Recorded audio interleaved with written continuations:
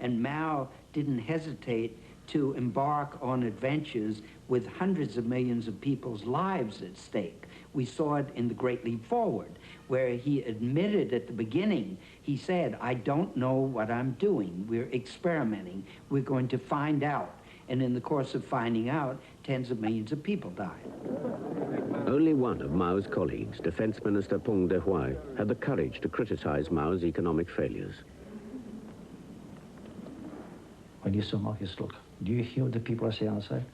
They're not crying, Chairman Mao, long live Chairman Mao. He said, we're hungry. We want food. He said, look, what did they fight the war for? Did you promise them 2 square meals a day? They didn't even have 1 square meal a month. Of course, Mao took this very badly. And you know what happened to Peng Dehuai? Peng Dehuai was beaten 135 times in the Cultural Revolution, and he died of hunger in prison. Peng Dehuai was just one of many colleagues whom Mao disposed of. Any party leader who disagreed with him was ruthlessly punished. He sent the party secretary, Deng Xiaoping, to hard labor camp 3 times. Well, I'll tell you one thing. Mao was merciless to those people around him because, like Stalin, he considered each one of them to be a, shall we say, a threat. And he always wanted yes men around him. Everybody agreed. Everything, whatever he said, whatever he did, everybody agreed. Nobody dared to say that he was wrong.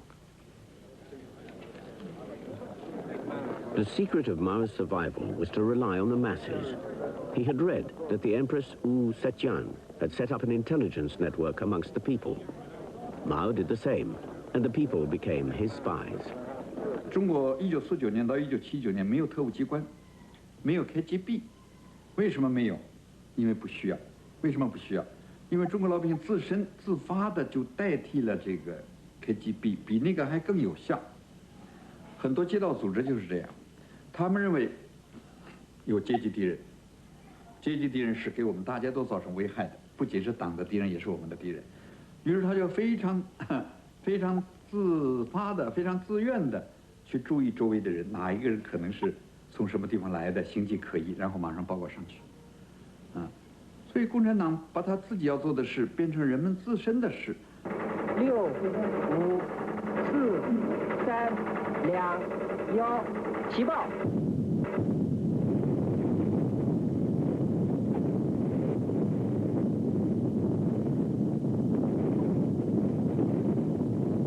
Mao said the atomic bomb is a paper tiger which the Americans used to scare people.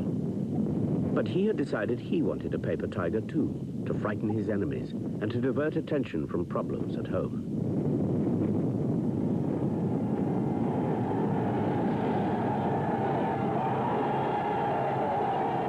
他有一次跟我讲，他说最好美国放一个原子弹在福建。 然后呢，炸死中国人，炸死1000万、2000万人，最好了，这样子才能把美国帝国主义的真正的面目暴露出来。那么才知道，到底是中国好呢，还是美国好？那么当时我听了这个话，我是很吃惊的，因为拿1000万人死亡、2000万人死亡来换说是美国好还是中国好，这个太可怕了，这个想法，这个思想。 敬爱的同志们、朋友们。 Liu Shaoqi, president of China, number 2 in the party, and one of Mao's most loyal supporters, was now taking charge of the economy to repair the damage caused by Mao's Great Leap Forward. 当然对刘少奇不满，他认为刘少奇违反了他的路线了，违反了党的路线了。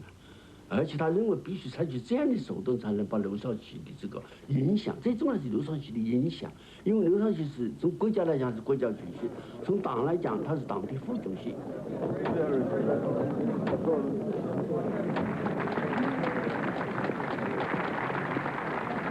都是互相有关系的，他就认为只有把更广大的群众、党内的群众、党外的群众都发动起来，才能把刘少奇的问题解决。 When Chinese emperors felt threatened, they put on a pageant to display their power to the people. Mao was now 72 and feared he was being pushed into the sidelines.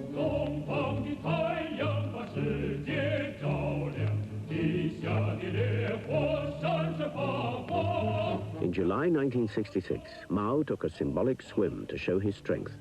It was reported he swam 10 miles in just 1 hour. 因为他这个人肚子很大，肚子很大呢，直接成了一个 balloon。那么他这个躺在那儿，他自己不会往下沉的，因为他肚子很大嘛，往下一躺，他肚子就把它飘起来了，所以他根本就无所谓游泳 ，floating， 顺流而下，长江那个水流很急，实际上他躺在那里，手稍微动一动，肚子把它飘起来，就游下去了。20里、30里很容易嘛。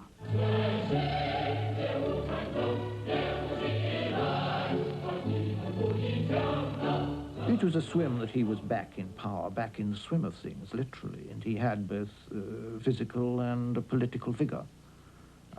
He was supposed to have swum an extraordinary distance in the Yangtze, breaking all world records, but of course that was natural, I suppose. But he had other aims in the revolution. Mao wanted to recover power. He'd been sidelined. He wanted to get back in the center.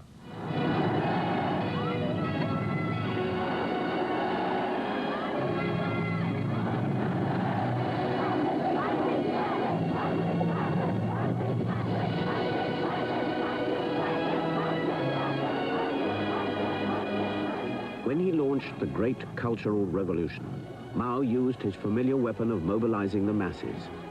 The great helmsman, Chairman Mao, called on the people to purge the Communist Party and to bring down the party hierarchy. I had heard him expressing deep concern over his inability to find a way of keeping the Chinese Revolution from stagnating and becoming corrupt and bureaucratic.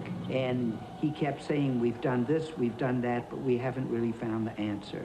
And I think that the Cultural Revolution was what he considered the answer. That he was going to make the younger generation of that time do what his generation had done, rise up and make their own revolution and learn how to reshape society.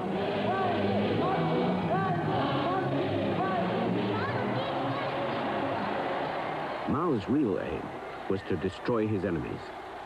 Like the Emperor Qin he admired, he would demonstrate that he was the supreme ruler and reclaim his mandate from heaven, from his critics in the party and from the intellectuals who stood in his way.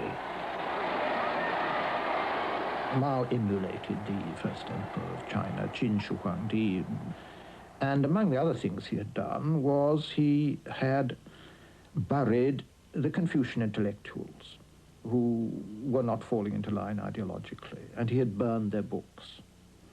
And Mao, who rather admired, in his darker moods, Qin Shi Huang, used to say, well, I'm like Qin Shi Huang, only I've done 100 times better. He only buried 460 intellectuals, he said. I've done 46,000. Later on, there were public articles and expressions in the People's Daily about the merits of Qin Shi Huangdi, and obviously a parallel being drawn between him and Chairman Mao. The commander of the army, Lin Biao, and Mao's wife, Jiang Qin, were behind